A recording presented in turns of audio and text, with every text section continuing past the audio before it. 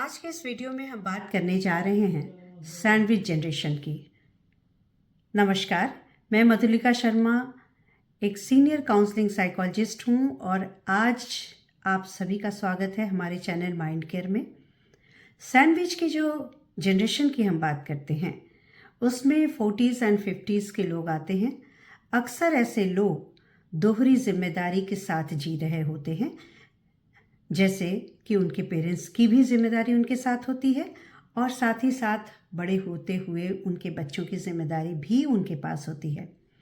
ऐसे में अक्सर वो लोग साइकोलॉजिकल लेवल पे काफ़ी एग्जॉस्ट फील करते हैं।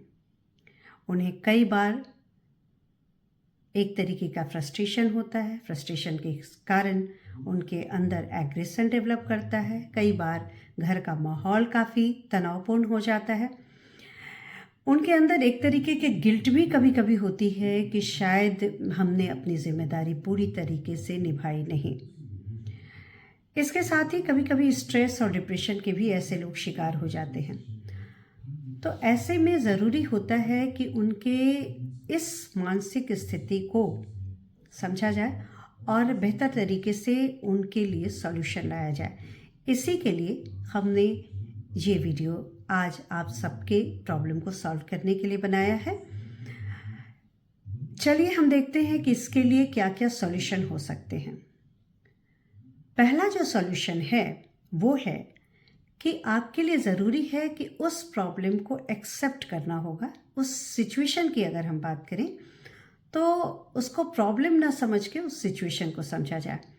उस सिचुएशन को हमें एक्सेप्ट करना होगा कि यस, ये सिचुएशन है हमारी लाइफ में जहाँ हमें दो लोगों की जिम्मेदारी, अपने बच्चों की जिम्मेदारी, अपने पेरेंट्स की जिम्मेदारी दोनों ही हमें देखनी होगी। तो जैसे ही हम उस सिचुएशन को एक्सेप्ट कर लेते हैं, हमारे अंदर चीज़ें बदलनी शुरू हो जाती हैं। इस चीज़ को समझने के साथ साथ हमें अब टर्न लेना होता है कि अब तक हम अपनी प्रॉब्लम की तरफ ध्यान देते थे कि हमारे साथ ये प्रॉब्लम है, हमारी ये जिम्मेदारी है, हम कैसे करें, क्या करेंगे, कैसे करेंगे। अब हम सॉल्यूशन की तरफ बढ़ेंगे, यानी कि प्रॉब्लम को एक्सेप्ट किया, अब हम उस देखते हैं कि इसके साथ हम क्या सॉल्यूशन ला सकते हैं।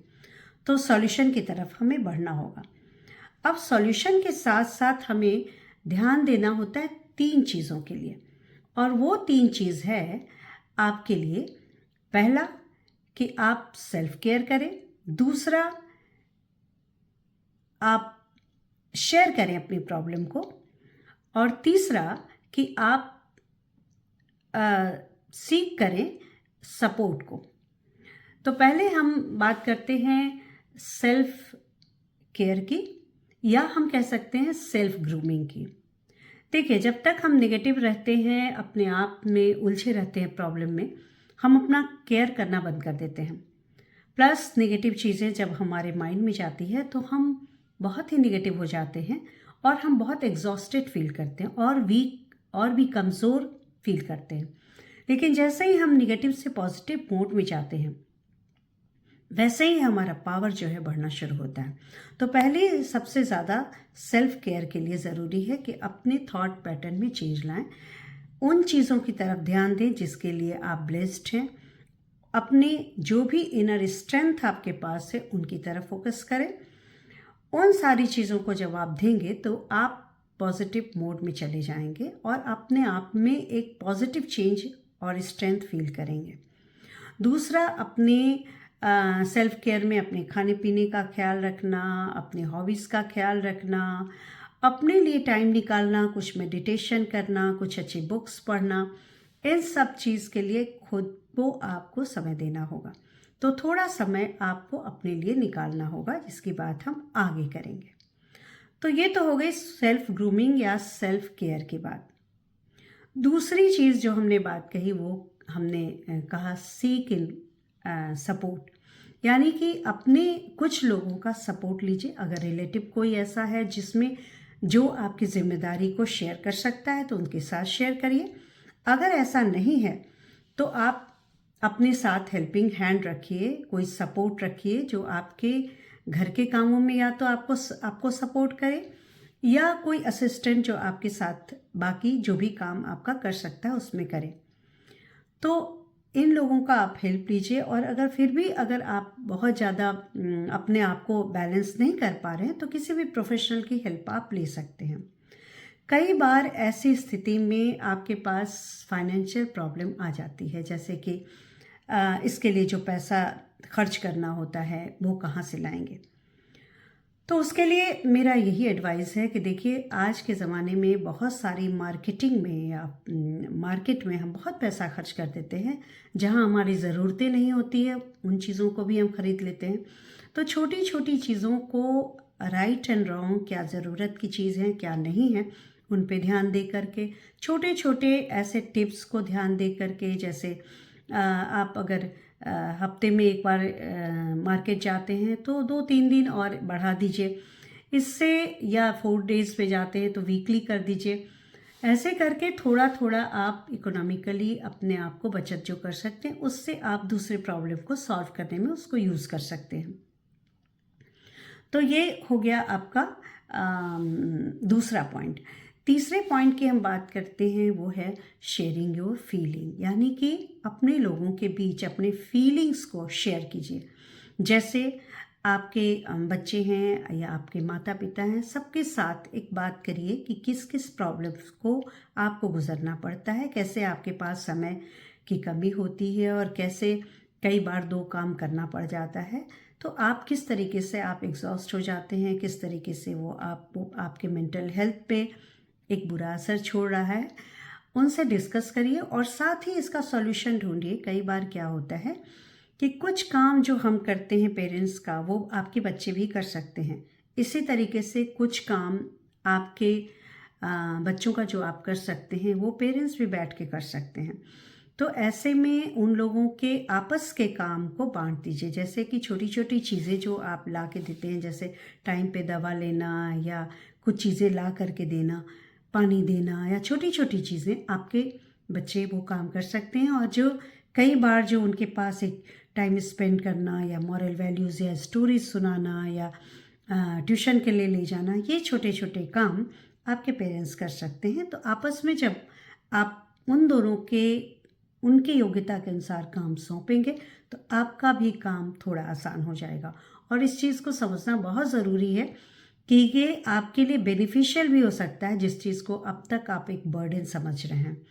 तो इससे आपके अंदर बहुत सारे कॉन्फिडेंस भी डेवलप होगा और आपके बच्चों के अंदर एक डिसिप्लिन, जिसको आप सिखाना चाह रहे थे, वो डिसिप्लिन भी सीखेंगे, जिम्मेदारी भी सीखेंगे, और कैसे बड़े लोगों के का केयर किया जा सकता है, वो केयरिंग नेचर भी सीखेंगे। तो बहुत सारी चीज़ें आपके लिए फेवर में हो जाएगी। इसके बाद अगर हम बात करें अपने अगले पॉइंट की, तो वो है आपके फाइनेंशियल प्लानिंग के। देखिए, आपकी कई बार आपकी जिम्मेदारियां जब होती हैं तो आपको फाइनेंशियल चीज़ों की भी ज़रूरत होती है। कई बार पेरेंट्स सेल्फ फाइनेंशियली अपना केयर करने लायक होते हैं, लेकिन कई बार ऐसी स्थिति आती है जहां फाइनेंशियल दवा की या कोई ऐसी ज़रूरत पड़ जाए, तो इसके लिए भी आपको फाइनेंशियल प्लानिंग के साथ कुछ अमाउंट जो है, या अपने फ्यूचर के लिए कुछ अमाउंट आपको बचत करने की ज़रूरत होती है। और जहाँ बहुत ज़रूरत ना हो वहाँ पे उन चीज़ों को आप कट करके उस चीज़ को आप बचत में डाल करके या डिफरेंट स्कीम्स में अपने पैसे को लगा के फाइनेंशियल प्लानिंग भी कर सकते हैं। इसके बाद एक टिप जो बहुत ज़रूरी होता है वो है कि अक्सर जो हमारे पास क्लाइंट आते हैं उनमें एक तरीके का गिल्ट होता है कि शायद हमने अपने बच्चों की परवरिश में कोई कमी रख दी, या फिर हमारे पेरेंट्स थे उनका हमने कहीं से कमी न कर दिया हो उनके देखभाल में। तो देखिए, गिल्ट से बचना बहुत ज़रूरी है, क्योंकि गिल्ट एक नेगेटिव इमोशन है, आपके लिए अच्छा नहीं है और इसका कोई मतलब भी नहीं है। तो बहुत ज़रूरी है कि आप उस चीज़ को अपने अंदर ना लाएं। आपके पेरेंट्स को या बच्चों को आपके प्यार और आपके देखभाल की सपोर्ट की ज़रूरत होती है। आपके परफेक्शन, आप कितने परफेक्ट हैं, इससे उन्हें कोई लेना देना नहीं होता है। और ज़िंदगी है, आप अपनी तरफ से जो बेस्ट देते हैं वही काफ़ी है। इस चीज़ के साथ, इस फीलिंग के साथ आप उनकी देखभाल करें और अपने आप को ऑर्गेनाइज रखें, एक बेटर शेप दें। आप ये सोच के चलें कि ये जो सिचुएशन है, इस सिचुएशन को हमने एक्सेप्ट किया और अब हम इसको इतने अच्छी तरीके से प्लान्ड और ऑर्गेनाइज वे में कंडक्ट करेंगे कि ये हमारे लाइफ का एक बहुत बड़ा सक्सेस होगा। अगर इस एटीट्यूड के साथ आप आगे बढ़ेंगे तो डेफिनेटली आप इसमें सक्सेस होंगे। सो आप इसी तरीके से अपनी लाइफ को सजाएं, संवारें, आगे बढ़ाएं। आपकी लाइफ आपके लिए बहुत इम्पॉर्टेंट है। इसी के साथ ये वीडियो हम यहीं समाप्त करते हैं, लेकिन वादा करते हैं कि आपके अगले प्रॉब्लम के लिए जो भी मुझे समझ में आता है, जो लोग हमारे पास काउंसलिंग के लिए आते हैं, उससे रिलेटेड वीडियो हम ज़रूर बनाएंगे। तब तक के लिए नमस्कार। और अगर आपको अच्छे वीडियोस चाहिए तो डेफिनेटली आप इस वीडियो को लाइक कीजिए, शेयर कीजिए, सब्सक्राइब कीजिए और बेल आइकन को ज़रूर दबाइए ताकि ऐसे वीडियोस आपको ज़रूर मिले। तब तक के लिए धन्यवाद।